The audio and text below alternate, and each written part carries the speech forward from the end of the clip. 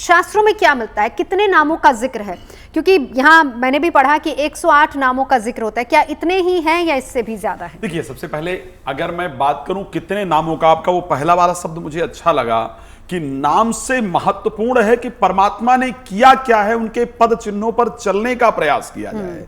नाम जपते जपते, वो किसी ने कहा था, एक शब्द था कि माला फेरत जगमुआ फिरा न मन का फेर, और कर का मन का डाल दे, मन का फेर, तो कम से कम उसको फेर ले जाए। लेकिन अगर मतलब ये विषय नहीं है कि भगवान के कितने नाम है, भगवान के एक भी नाम का स्मरण कर लिया जाए तो जीवन में मोक्ष प्राप्त हो जाता है। लेकिन यहां बात शास्त्र की है, मैं क्या कह रहा हूं, मैं बार बार कहता हूं, वो महत्वपूर्ण नहीं है। शास्त्र क्या कहता है, मैं श्रीमद् भागवत की बात कर रहा हूं, जहां भगवान के जन्म का और भगवान के नाम का वर्णन है। जिन लोगों को देवकी माता ने पहला क्या नाम उच्चारण किया था उसको जानना है, उनके लिए क्लियरिटी से कह रहा हूं, भागवत के 10वें स्कंद के अंदर चले जाइएगा, 10वें स्कंद का 24वां श्लोक उठा करके पढ़ लीजिएगा, जहां माता देवकी ने पहले नाम का उच्चारण किया है। जब भगवान चतुर्भुज स्वरूप में उनके सामने उपस्थित हुए हैं तो उन्होंने कहा, सा तुम साक्षात विष्णुराध्या आत्मदीपा। सबसे पहला नाम माता देवकी ने भगवान को विष्णु कह करके पुकारा है, ध्यान रखिएगा, सबसे पहला नाम। और मैंने दोबारा कहा कि अगर किसी को शंका हो, श्रीमद् भागवत उठा लीजिएगा, 10वें स्कंद 3 अध्याय का जो 24वां श्लोक है उसको पढ़ लीजिएगा। दूसरा नाम बता रहा हूं, इसको भी नोट कर लीजिए। दूसरा नाम माता जो देवकी है वो कहती हैं, व्याक्ते व्यक्तम काल वेगेन याते भावनेका शिष्यते शेष संज्ञा। दूसरा नाम भगवान का माता देवकी ने शेष कह करके भगवान को पुकारा है।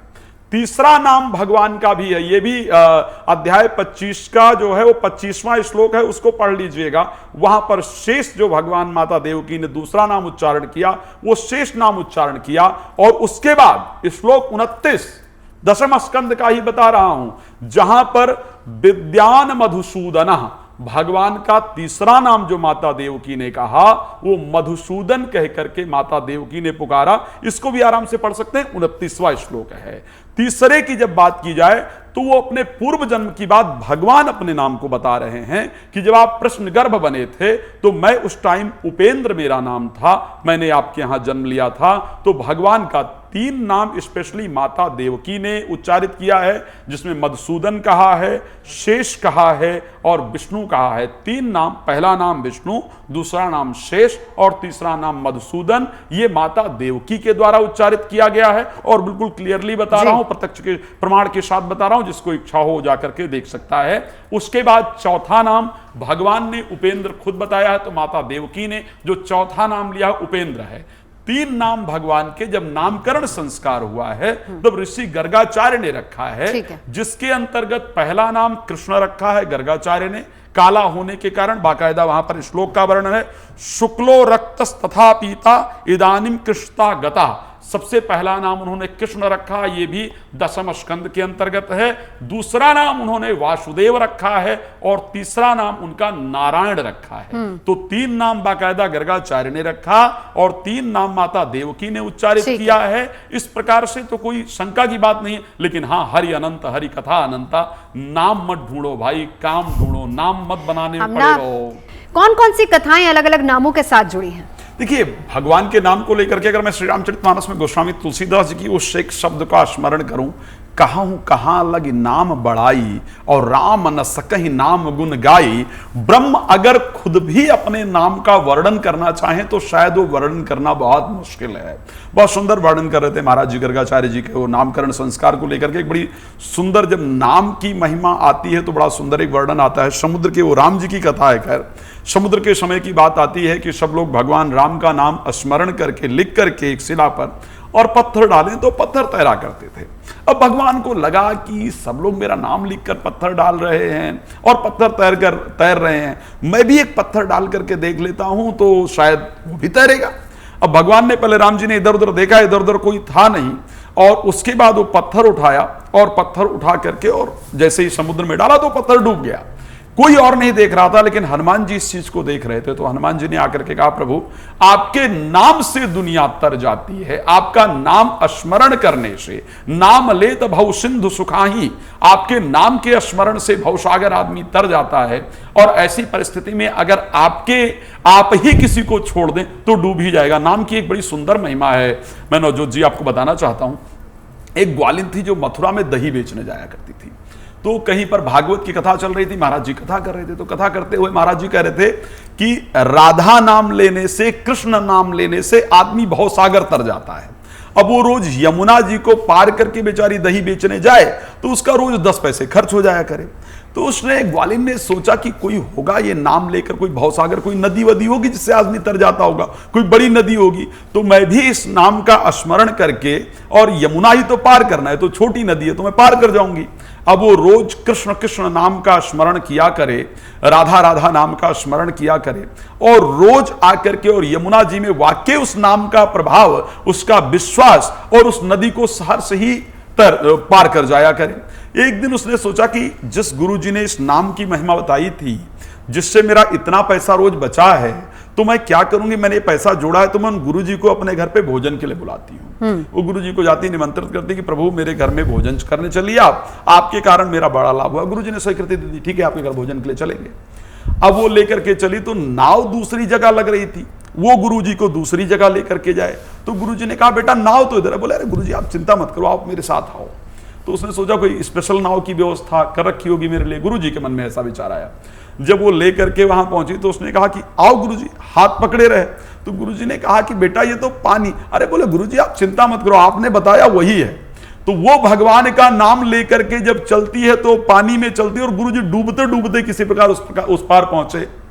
जब गुरुजी उसके घर पहुंचे, भोजन किया, तो भोजन करने के बाद उसने बताया कि आपने ये कथा सुनाई थी, नाम की महिमा सुनाई थी, और उस नाम के महिमा से मैं रोज यमुना जी को पार कर जाती हूं बिना किसी नौका के। तो गुरुजी को समझ आया कि नाम की महिमा एक्चुअल में कितनी है।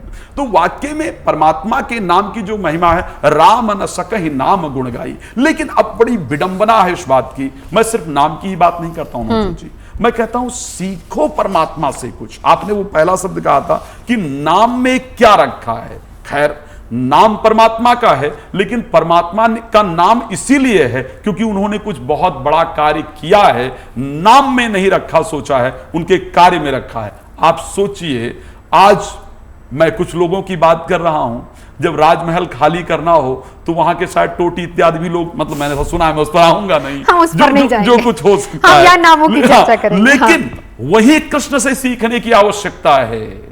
एक बार अगर गोकुल छोड़ा तो दोबारा गोकुल नहीं आए, एक बार मथुरा छोड़ा तो दोबारा मथुरा नहीं आए। सब कुछ होने के बाद कोई संलिप्तता नहीं रही। एक बार आदमी थोड़े दिन के लिए निगम पार्षद बन जाए तो उसकी परिस्थितियां बदल जाती है।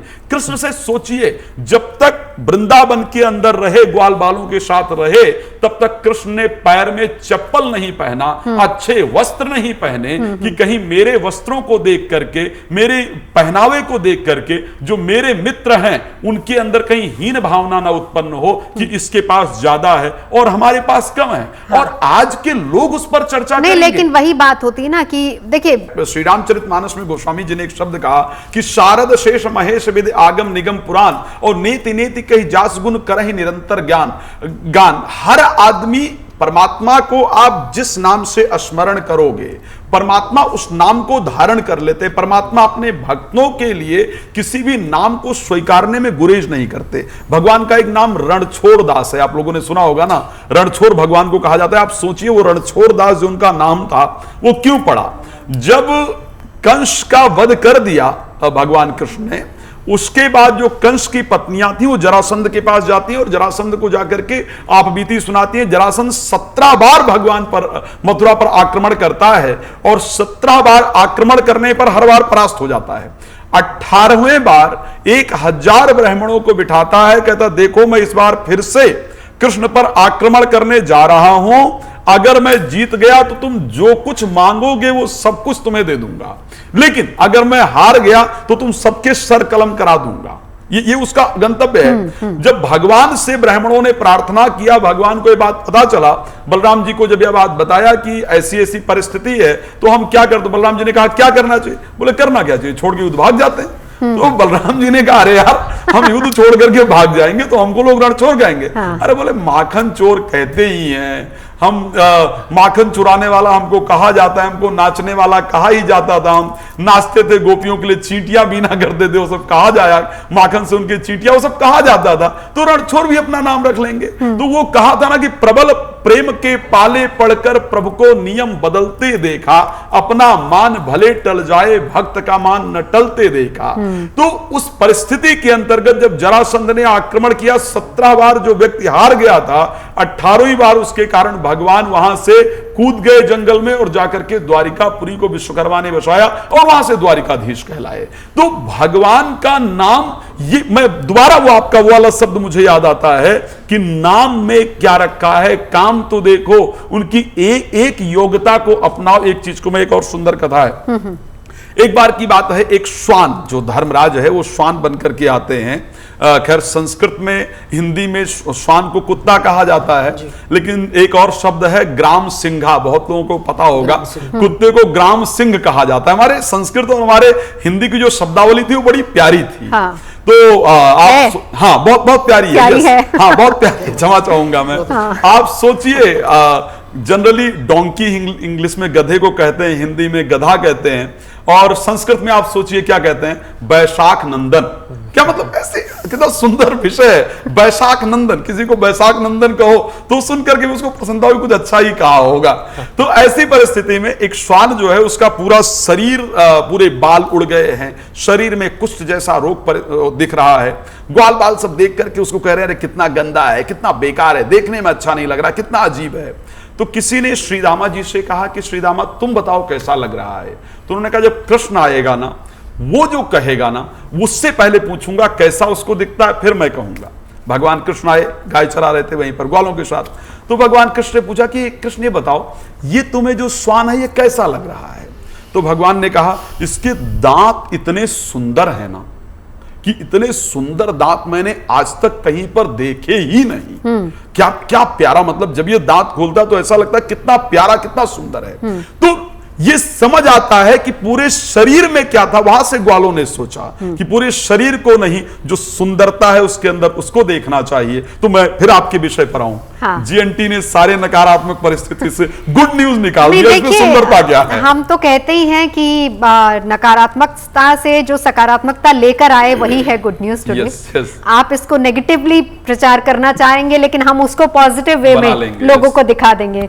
अगर आप मुझसे जुड़ करके अपनी समस्याओं का समाधान चाहते हैं और चाहते हैं कि आपकी समस्याओं को ज्योतिष के माध्यम से सुलझाया जाए, तो आप हमसे संपर्क कर सकते हैं, जुड़ सकते हैं एस्ट्रो तक पर।